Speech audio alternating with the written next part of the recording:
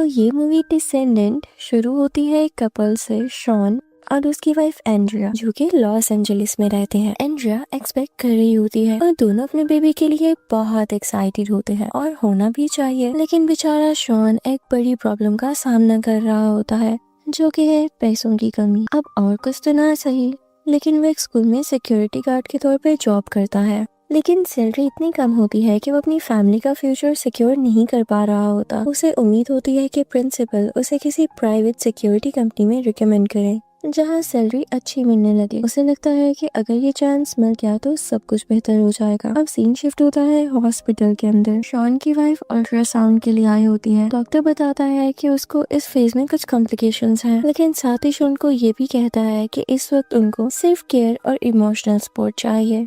यहाँ से ये क्लियर हो जाता है कि शॉन अपनी जिम्मेदारी को कितना सीरियस लेता है। उसका सबसे बड़ा कंसर्न ये होता है कि वो अपने बच्चे के लिए एक सिक्योर लाइफ बना सके। उसकी वाइफ भी जॉब करती है, लेकिन शॉन चाहता है कि एक दिन वो इतना कामयाब हो कि उसकी बीवी को कोई भी काम ना करना पड़े। इतनी सारी स्ट्रगल्स करने के बावजूद और इतनी सारी ओवर थिंकिंग के बावजूद भी उनका रिश्ता काफी मजबूत होता है। दोनों एक दूसरे के साथ बहुत खुश हैं और अपनी लाइफ को बैलेंस करने की कोशिश कर रहे हैं। शॉन अपना काम ऑनेस्टी से करता है, हर किसी के साथ अच्छा बिहेव करता है और अपनी रूटीन लाइफ फॉलो करता है। लेकिन एक रात सब कुछ बदल जाता है। शॉन रात में एक्सरसाइज कर रहा होता है जब स्ट्रीट लाइट फ्लिकर करने लगती है। वो ऊपर देखता है तो आसमान में एक अजीब सी रोशनी नजर आती है जो अननेचुरल तरह से मूव कर रही होती है, जैसे कोई इनविजिबल फोर्स उसे कंट्रोल कर रही हो। कुछ सेकंड्स तक वो लाइट हवा में घूमती रहती है और फिर एकदम से गायब हो जाती है। ये मोमेंट शॉन को कंफ्यूज और परेशान कर देता है। उसे लगता है कि कुछ अजीब होने वाला है। अब कहानी का टोन यहाँ से थोड़ा मिस्टीरियस हो जाता है। सीन शिफ्ट होता है अगले दिन के पार्टी सीन पे। शॉन और उसकी वाइफ अपने दोस्त के साथ घर जाते हैं। ये लड़का उसका पुराना दोस्त होता है, बिल्कुल भाई जैसा। शॉन की माँ उसके पैदा होने के वक्त मर गई थी और जब वो सिर्फ 7 साल का था तो उसके फादर ने अपनी जान ले ली। तो उसके बाद शॉन का ख्याल उसके दोस्त की माँ ने ही रखा था और इस तरह से जैसे वो उन्हीं का कोई फैमिली मेंबर हो। उस औरत का नाम रॉबिन होता है, यानी शॉन के फ्रेंड की मदर का नाम। वो एक केयरिंग लेकिन शार्प जुबान वाली औरत होती है। उसको हर एक की बातें जानने का बहुत शौक होता है। अब पार्टी के दरमियान में वो शॉन से उसकी फाइनेंशियल हालत के बारे में पूछती है। वो उसे कुछ हेल्प की भी ऑफर करती है, लेकिन शॉन मदद लेने से मना कर देता है। रॉबिन कहती है कि उसके फादर भी ब्रिलियंट थे, लेकिन पैसों के मामले में हमेशा स्ट्रगल करते रहते थे और ये प्रॉब्लम शायद उनकी फैमिली में ही चलती आ रही है। थोड़ी देर बाद शॉन का फ्रेंड उसको बेसमेंट में ले जाता है कुछ पर्सनल बात करने के लिए। अब वो उसे मजाक में कहने लगता है कि क्या तुम श्योर हो अपने बेबी के लिए? तुम्हें लगता है कि तुम रेडी हो? कहीं बाद में तुम्हें पछताना ना पड़े। तो शॉन उससे कहता है कि यार अब 7 महीने बाद वापस मुड़ना पॉसिबल तो नहीं है ना। उसके बाद शॉन का दोस्त एक पुरानी याद शेयर करता है। हाई स्कूल के कैंपिंग ट्रिप में एक डियर फेंस में फंस जाता है। जब सब लोग भाग जाते हैं, शॉन डियर के पास जाके उसे काम करता है और उसे फ्री कर देता है। शॉन का फ्रेंड उसे कहता है कि तुम्हारे पास तो एक मैजिक टच है, तुम जरूर अच्छे बाप बनोगे। शॉन कहता है काश मुझे अब भी वही कॉन्फिडेंस होता।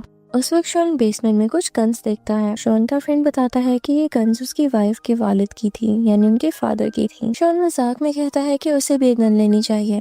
शॉन का फ्रेंड मना करता है और कहता है कि बेबी आने वाला है, तुम्हें किसी और प्रोटेक्शन की जरूरत नहीं है, तुम तो खुद अपनी फैमिली के लिए प्रोटेक्शन बनोगे, देखना।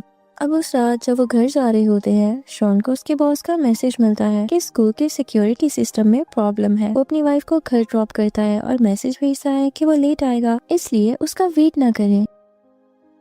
अब सीन शिफ्ट होता है स्कूल के रूफटॉप पे। शॉन सिस्टम फिक्स करता है और देखता है कि रूफटॉप लाइट फ्लिकर कर रही है। वो ऊपर चढ़ के चेक करने जाता है और एकदम से आसमान में एक ब्लाइंडिंग लाइट चमक उठती है। उसे ऐसा लगता है जैसे वो लाइट उसे खींच रही हो। सब कुछ डार्क हो जाता है और उसके जहन में अजीब सीन्स फ्लैश होने लगते हैं। एक वेब जैसा स्ट्रक्चर, उसके सिर से कनेक्टेड कुछ ट्यूब्स और उसके पास उसके फादर की लाइफलेस बॉडी, यानी बेजान जिस्म। थोड़ी ही देर बाद शॉन हॉस्पिटल के बेड पर आंख खोलता है। उसके सर पे बैंडेज लगा होता है और उसके पास उसकी वाइफ बैठी होती है। उसे समझाती है कि वो स्कूल के रूफटॉप से गिर गया था, लेकिन एक मिरेकल ने उसे बचा लिया। डॉक्टर भी कहता है कि उसका बचना किसी मौत से कम नहीं।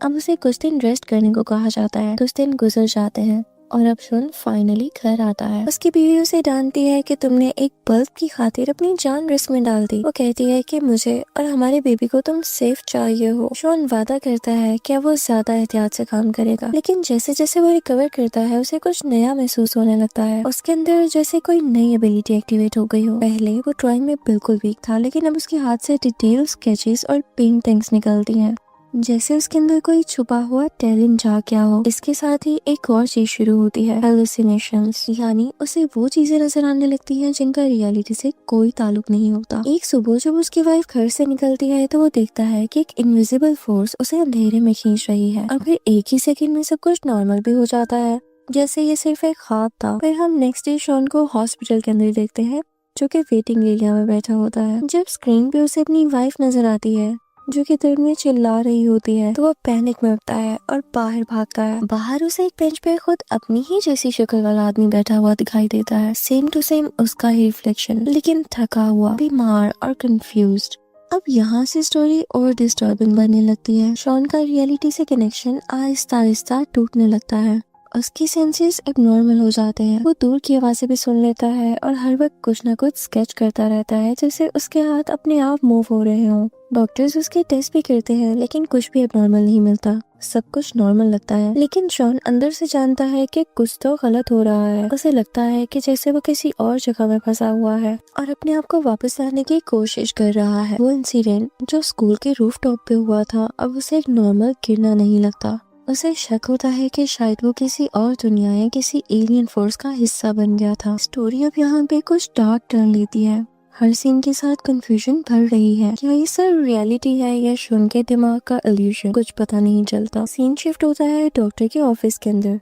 शॉन अपने स्केचेस लेकर आता है और डॉक्टर को दिखाता है। हर ड्राइंग ही अजीब सी होती है। उनके शेप्स और फिगर्स एक अलग वर्ल्ड जैसे लगते हैं। शॉन डॉक्टर को बताता है कि उसे अक्सर अजीब विजन्स दिखते हैं, और तो और उसके सुनने की एबिलिटी भी बढ़ गई है, यानी हियरिंग सेंस। डॉक्टर इस सब का कोई साइंटिफिक रीजन नहीं दे सकता, लेकिन वो शॉन को इनकरेज करता है कि ड्राइंग कंटिन्यू रखे। डॉक्टर कहता है कि हो सकता है कि उसका माइंड कुछ कम्युनिकेट करने की कोशिश कर रहा हो। साथ ही वो सजेस्ट करता है कि शॉन एक साइकियाट्रिस्ट से भी मिले, ताकि उसके मेंटल स्टेट को समझा जा सके। फिलहाल वो कोई भी मेडिसिन प्रिस्क्राइब नहीं कर सकता। सीन शिफ्ट होता है शॉन के घर पे। अब वो अपने नॉर्मल दिन जीने की कोशिश कर रहा है, लेकिन हेलुसिनेशंस उसे चैन नहीं लेने देती। रात के बाद उसे घर के अंदर से कुछ आवाजें आती हैं। वो किचन से एक नाइफ उठाता है और आहिस्ता आहिस्ता ड्राइंग रूम की तरफ जाता है। वहाँ उसे एक डॉग मिलता है जो पता नहीं कैसे घर के अंदर आ गया था। शॉन उसे अपने दोस्त के घर ले जाता है ताकि वो सेफ रहे। थोड़ी ही देर बाद शॉन बेबी के रूम के लिए पेंट लेने मार्केट जाता है। साथ ही वो कुछ आर्ट सप्लाईज भी खरीद लेता है। जब वो घर लौटता है तो रोबिन उसे देखकर मजाक में कहती है कि अब तो तुम आर्टिस्ट बन गए हो, लेकिन शॉन के लिए ये मजाक नहीं होता, क्योंकि अब उसके सेंसेस इतने शार्प हो गए हैं कि वह दूर से भी लोगों की बातें सुन सकता है।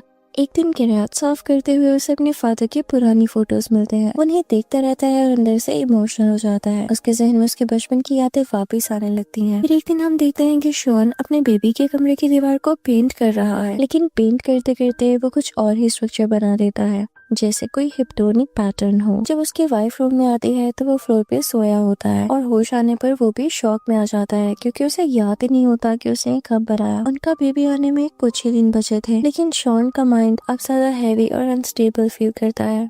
कभी उसके सेंसेस एक्सट्रीम लेवल पे चले जाते हैं और कभी बिल्कुल ही डल हो जाते हैं। एक रात दोनों पार्टी में जा रहे होते हैं। वहाँ शॉन को और भी डिस्टर्बिंग चीजें नजर आने लगती हैं। उसे एक आदमी दूर से घूरता हुआ दिखता है, और जब वो ध्यान से देखता है तो उसे लगता है जैसे वो आदमी कोई और नहीं बल्कि उसका दूसरा ही वर्जन हो। वो सोच में खड़ा रहता है। जब वो उसका दूसरा वर्जन अपनी आंखें खोलता है जो कि बिल्कुल अननेचुरल लग रही होती हैं, तो शॉन काफी हैरान हो जाता है। अगले ही मोमेंट सब लोग नॉर्मल दिखने लगते हैं, लेकिन शॉन का दिमाग हिल चुका होता है। कुछ देर बाद उसकी वाइफ उसे देखती है कि वो रोड के साइड पे बैठा हुआ है, जहाँ उसके नाक से खून निकल रहा होता है। उसे समझ नहीं आता कि ये सब कैसे हो गया, और उसी रात शॉन नींद में उठता है और देखता है कि उसके हाथ पे एक छोटी सी चोट लगी हुई है। वो उसे स्क्रैच करता रहता है, यहाँ तक कि जब तक उससे खून निकलना नहीं शुरू हो जाता। उसके बाद उसे अपनी शक्ल शीशे में भी बहुत अजीब लगती है। अब शॉन पूरी तरह से ब्रेकडाउन के करीब होता है। वो रियलिटी और इल्यूशंस के बीच बंधा है। वो अपनी वाइफ से कहता है कि मुझे तो तुम्हारा प्रोटेक्टर बनना था, पर मुझे लगता है कि मैं तुम्हारे लिए बोझ बन के रह गया हूँ। मुझे ऐसा लगता है कि जैसे मुझे कोई रोक रहा है। उसकी वाइफ उसे बताती है कि ये सब तुम्हारे माइंड का इफेक्ट है और ऐसे नेगेटिव सोचों से दूर रहो। फिर हम देखते हैं कि शॉन अपने फ्रेंड के घर पे जाता है और उसे गन मांगता है। उसका दोस्त उसे गन देने से मना कर देता है और कहता है कि ये गलत आइडिया है, लेकिन शॉन नहीं मानता। उसे लगता है कि कुछ उनके खिलाफ आने वाला है और उसे अपनी फैमिली को प्रोटेक्ट करना होगा। फिर एक दिन जब वो बिल्डिंग के पास पोस्टर चिपका रहा होता है तो उसे अंदर से बेबी के रोने की आवाज आती है। वो फौरन से अंदर भाग कर जाता है, लेकिन जब अंदर जाकर देखता है तो वहाँ कोई भी नहीं होता।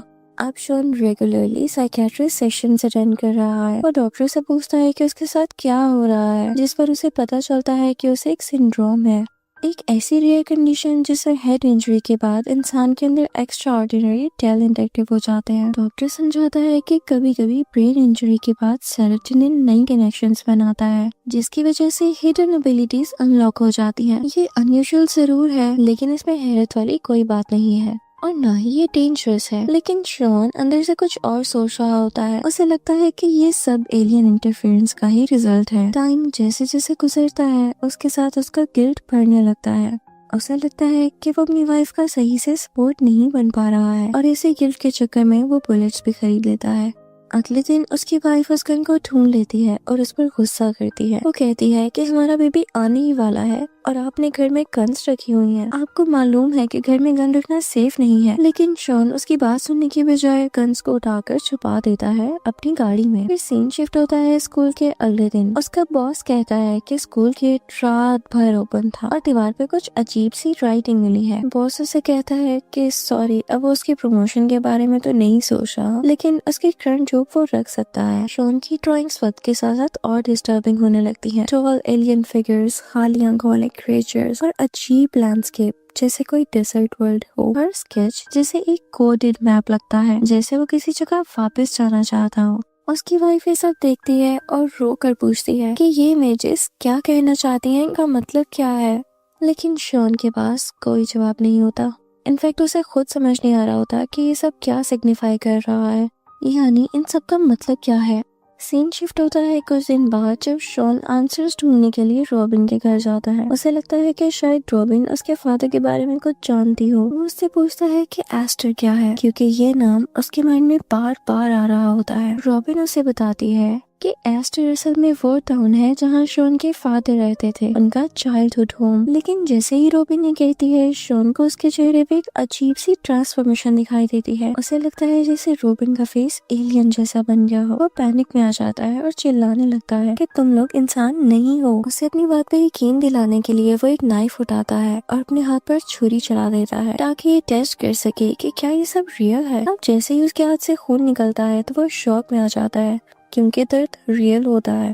रॉबिन उसे बैंडेज करने की कोशिश करती है, लेकिन वो और ज्यादा डिस्टर्ब हो जाता है। अब हम बीच का सीन देखते हैं। शॉन अपने हाथ में गन लेकर चलता है। उसकी सीन में सिर्फ एक ही सोच होती है कि शायद सब कुछ खत्म कर देना ही बेहतर है। लेकिन जब वो समंदर के किनारे खड़ा होता है तो वो ट्रिगर नहीं दबा पाता। वो गन को दूर फेंक देता है और वापस लौट आता है। जब घर पहुंचता है तो ये देखकर शौक हो जाता है कि रॉबिन और उसके दोस्त की वाइफ, उसकी वाइफ यानी शॉन की वाइफ के पास होती है। शॉन की वाइफ बेहोश सी होती है। शॉन के दोस्त की वाइफ यानी रॉबिन की डॉटर इन लॉ शॉन पे चिल्लाती है, कहती है कि उसकी वजह से उसकी बीवी इतनी स्ट्रेस में चली गई है और उस वक्त शॉन की वाइफ उसे मिलने से मना कर देती है। इस मोमेंट के बाद शॉन का दिल सा टूट जाता है।